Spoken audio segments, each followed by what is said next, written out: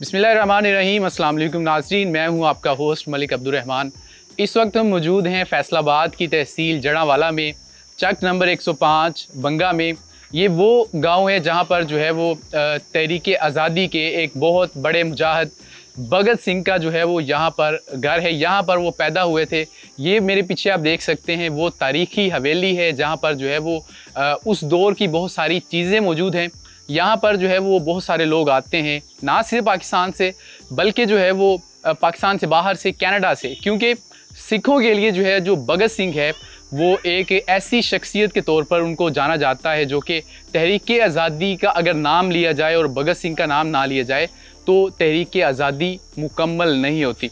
अंदर चलते हैं, आपको दिखाते हैं कि यहाँ पर 100 साल तकरीबन हो चुके हैं आज, कौन कौन सी चीज़ें भगत सिंह के दौर की आज भी यहाँ पर मौजूद है। आइए मेरे साथ।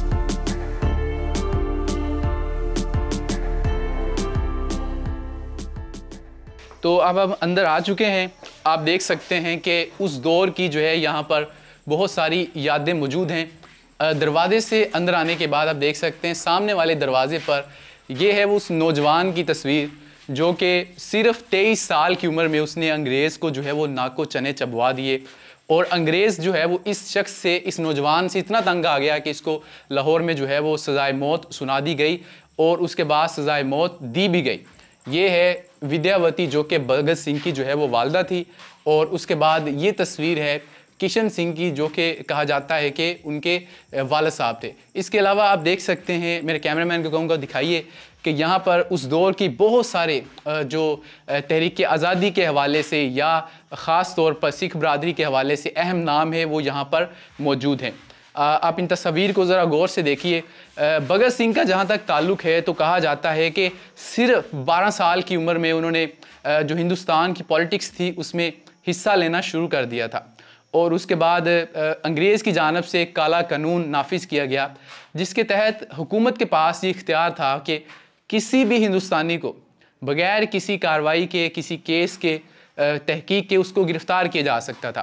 तो उसके हवाले से कहा जाता है कि उस दौर में जलियांवाला बाग में मुसलमान, सिख, ईसाई यानी कि तमाम मज़ाहब के जो लोग थे वो जो है वो वहाँ पर पहुँचे एहतजाज रिकॉर्ड करने के लिए। ये एहतजाज लसानियत की बुनियाद पर नहीं था बल्कि ये जो एहतजाज था ये हिंदुस्तानियत की बुनियाद पर था। और वहाँ पर जनरल डायर ने अपने फ़ौजियों के ज़रिए से वहाँ पर हमला करवाया और कहा जाता है कि हिंदुस्तानियों का कत्लेआम किया गया। 380 हिंदुस्तानी वहाँ पर लुकमा अजल बने जबकि 1200 हिंदुस्तानी ऐसे थे जो कि वहाँ पर ज़ख्मी हुए। और कहा जाता है कि उस वक्त तक गोलियाँ बंद नहीं हुई जब तक जो है वो गोलियाँ ख़त्म नहीं हो गई। और एक ऐसा वाक़या अगर मैं आपको बताऊं कि जिसने भगत सिंह को भगत सिंह बनाया तो कहा जाता है वो यही जलियांवाला बाग का वाक़या था। उस रोज़ कहा जाता है कि भगत सिंह ने जलियांवाला बाग से कुछ मट्टी उठाई जो कि खून आलूद थी और वो जो मट्टी थी भगत सिंह ने अपने माथे पे लगाई और उसमें कुछ मट्टी ऐसी थी जो कि उसने एक बोतल में बंद कर ली। और वो जो बोतल थी कहा जाता है कि उसके पास रही आखिरी वक्त तक। कहा जाता है कि भगत सिंह ने वो मट्टी अपने पास रखी और उसका पर्पज़ ये था कि वो उस सारी चीज़ को याद रखना चाहता था कि मैं अपने जो मकसद है उससे कभी भी दूर ना हो सकूं। वो मट्टी उसके पास रही। उसके बाद कहा जाता है कि उसने एक जो है वो जो पुलिस वाला था उसको उसने जो है वो कत्ल कर दिया। और उसके बाद पंजाब असम्बली में उसने अपने साथियों समेत 2 वहाँ पर धमाके किए, हमले किए, जिसके बाद उनको गिरफ़्तार कर लिया गया। और 23 मार्च 1931 को जो भगत सिंह थे उनको लाहौर में जो है वो अंग्रेज़ सरकार की जानिब से फांसी सुना दी गई। ये भी कहा जाता है कि भगत सिंह को जो है वो अंग्रेज़ों की जानिब से ये ऑफ़र दी गई कि ये जो इलाका जहाँ पे मैं खड़ा हूँ ये जड़ांवाला का इलाका है, फैसलाबाद से तकरीबन 20 किलोमीटर। तो कहा जाता है कि उनको कहा गया कि अगर आप तहरीक आज़ादी से थोड़ा सा पीछे हट जाएँ, अपने मौक़िफ़ से पीछे हट जाएँ तो आपको जड़ांवाला के आसपास की ये सारी ज़मीनें आपको हम दे देंगे। तो भगत सिंह ने उसके जवाब में ये कहा कि आप कौन होते हैं मुझे कुछ देने वाले, ये सारी ज़मीनें तो मेरी हैं, मुल्क मेरा है। इकबाल विर्क साहब जो है उन्होंने ये सारा कुछ संभाल के रखा है। ये वो कमरा है जो कि एग्जैक्टली वो कमरा है जो कि भगत सिंह का कमरा था। ये वो चरखा है, कहा जाता है कि ये उनकी वालदा का है। ये उस दौर का आज भी यहाँ पर संभाल के रखा गया है, क्योंकि यहाँ पर ना सिर्फ पाकिस्तान से लोग बल्कि बाहर से कनाडा से सिख बरादरी जो है वो बड़ी तादाद में यहाँ पर आती है।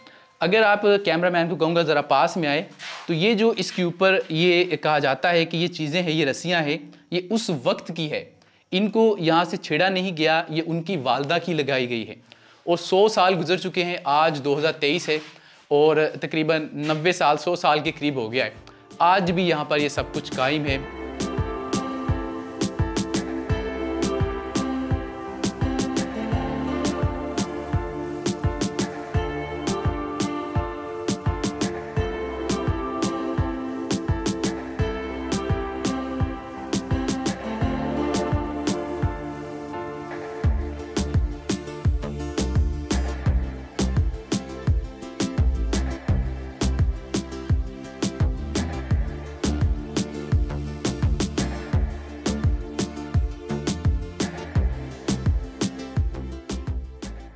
ये मेरे पीछे आप तस्वीर देख सकते हैं, ये भगत सिंह की उस वक्त की तस्वीर है। कहा जाता है जब वो जेल में थे, और ये देखें जी, उनसे मुलाकात के लिए कुछ शख्स आए हुए हैं और उनको इस दौर में कन्विंस किया जाता था कि आप ये तहरीक आज़ादी से पीछे हट जाएं। 22-23 साल का नौजवान कितना होता है? इस दौर में नौजवानों को बड़ी मसरूफियात होते हैं, लेकिन अपनी सारी ज़िंदगी छोड़कर ना इन्होंने शादी की, और इनकी सिर्फ एक इनका ख्वाब था कि मैंने अंग्रेज़ों से अपने मुल्क को आज़ाद करवाना है।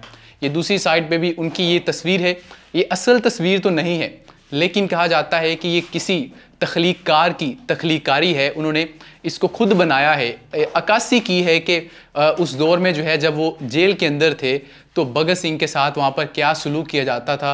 वो चारपाई के ऊपर बैठे हुए हैं और बाहर जो है वो एक अंग्रेज़ ऑफिसर खड़ा है। तो ये वो तरीक़ी हवेली है जो कि आप देख रहे हैं कि यहाँ पर साकिब विर्क साहब ने इसको बड़े अच्छे तरीके से सजा के रखा है। ये सारी तस्वीर यहाँ पर लगाई गई है। इधर आपको दिखाऊं तो यहाँ पर भी कुछ तस्वीर है मज़ीद, जो कि यहाँ पर लगाने की अभी भी गुंजाइश बाकी है।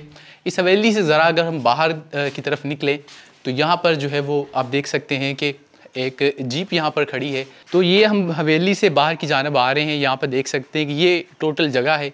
इसके साथ वाला जो घर है ये साकिब विर्क साहब का है, और जो ये वाली जगह है इन्होंने अलग से बना रखी है। ये यहाँ पर जो है वो तमीराती काम भी करवाते रहते हैं अगर कोई होने वाला हो। जी, तो आप देख सकते हैं मेरे पीछे ये वो बोर्ड है जो कि 105 चक बंगा, जो कि यहाँ पर 5 मील के फासले के ऊपर है, और तारीख़ी हवेली यहाँ पर मौजूद है, जो कि तहरीक आज़ादी का एक बहुत बड़ा कारकुन था। ये आप देख सकते हैं मेरे पीछे बोर्ड है। अगर आप जड़ावाला की साइड से यहाँ पर आते हैं तो सैयद वाला इंटरचेंज से आपको तकरीबन 10 किलोमीटर का मुसाफत पड़ेगी। उसके बाद आप जड़ावाला आ जाएंगे और तकरीबन 6 किलोमीटर का मज़ीद रास्ता है। लेकिन अगर आप फैसलाबाद की जानिब से आएंगे तो आपको तकरीबन 20 किलोमीटर का रास्ता पड़ेगा, और उसके बाद 105 बंगा चक में आप चले जाएंगे।